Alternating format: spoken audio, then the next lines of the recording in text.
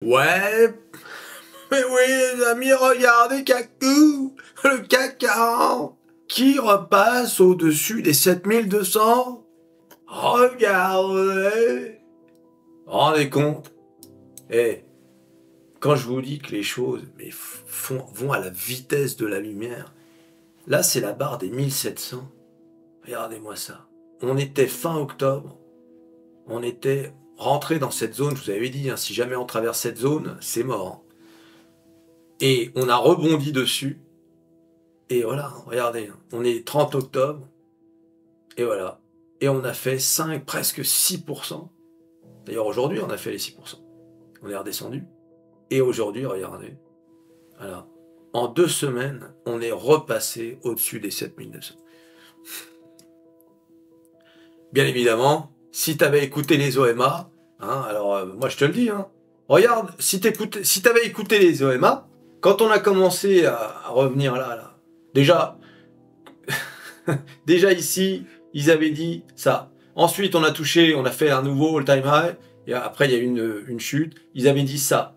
Ensuite, donc on a rangé, et là, quand on a commencé à chuter, ils avaient dit ça. Et bing, et à chaque fois ça remonte. Et oui les amis. Voilà, c'est vraiment faire attention aux OMA. Les OMA, bah c'est une, voilà, bon, c'est une race d'oiseaux qu'il faut éviter à tout prix. Voilà, c'est comme les sirènes, tu sais, qui appellent les marins. Et ensuite, les marins, bah, ça y est, ils courent vers la catastrophe, vers la mort. Bon, bah là, c'est pareil avec les OMA. Si tu te laisses amadouer par leur chant, par leur cuit-cuit, tu es foutu. Ah, tu vends tout et... Ah mince. Mais oui, les amis. Et maintenant, de mauvaise augure. Aïe, aïe, aïe. Alors, bien évidemment, aujourd'hui, alors qu'hier, on a eu une super journée. Regardez les indices. Eh bien, cette super journée, bon, bah, continue aujourd'hui. 0,35% pour le S&P 500. Le Dow Jones, 0,57. Le Nasdaq, 0,28. Alors, à noter que le Nasdaq, quand même, il avait fait un beau début de journée, mais malheureusement, on est redescendu. Alors, je vous avais parlé des résultats de cette semaine. Les magasins, les retails.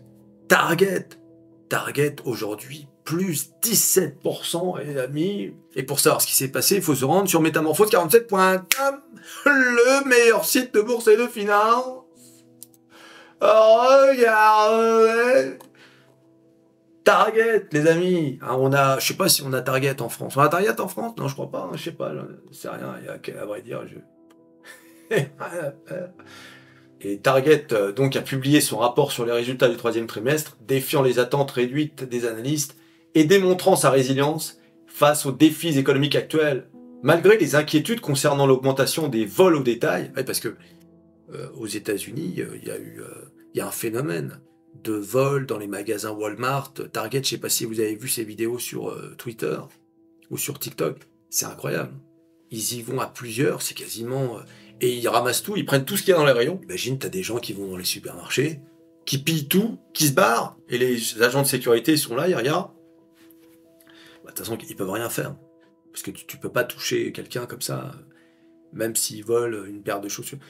Et les mecs, ils se barrent. Et on a eu ce phénomène en Californie, même dans tous les États-Unis. Donc... et il y a plein de magasins, malheureusement, qui ont dû fermer. Alors imagine les gens qui habitent dans le coin et qui sont, eux, honnêtes, eh ben c'est eux qui payent. Quoi. Comme d'habitude, hein, toujours les gens honnêtes qui payent pour les crimes, les délits des malhonnêtes. Alors le PDG, il a dit que c'était dû au fait que les consommateurs eh bien, étaient résilients.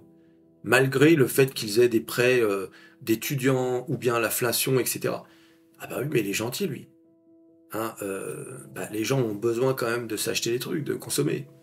Alors tous ces éléments, c'est à prendre en compte. Hein. Le comportement des consommateurs, je vous rappelle que le PIB américain dépend à 70% de la consommation des Américains.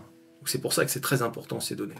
Alors une autre news importante sur métamorphose47.com, regardez, Microsoft dévoile ses propres processeurs Azure Maya pour l'intelligence artificielle et Azure Cobalt pour le cloud.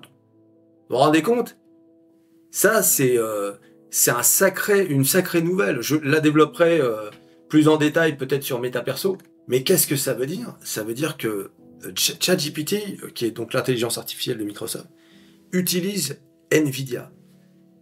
Donc si Microsoft fait ses propres processeurs, on peut imaginer dans un futur que Microsoft fasse comme Apple qui a décidé de faire ses propres processeurs pour ses ordinateurs. Et on peut imaginer que Microsoft fasse la même chose pour sa gamme de Surface, etc., Surface Pro. Mais surtout que Microsoft donc, se sépare d'Intel, mais également de NVIDIA. Voilà. Donc on va étudier ça, on va voir ce que ça donne. Mais c'est quand même une news très importante. Voilà. Alors Microsoft, bien évidemment, hein, comme je vous en parle toujours, Microsoft qui est à 370. Et que dire de Nvidia qui remonte encore un petit 2,80 aujourd'hui, on est à 244. On va remonter à 300. Quand je pense qu'on était à 300, on est descendu à 200 et maintenant on venait déjà presque à 250. Bon, c'est ça avec Tesla. Et à chaque fois, on a le droit aux OMA. Ça y est, c'est fini, tu sais. C'est incroyable. On a l'impression qu'ils apprennent rien. J'ai beau le dire, ça fait 1 an que je dis Tesla ceci, Tesla cela. On a l'impression qu'ils apprennent rien. Ils continuent de... Les oiseaux des mauvaises augures.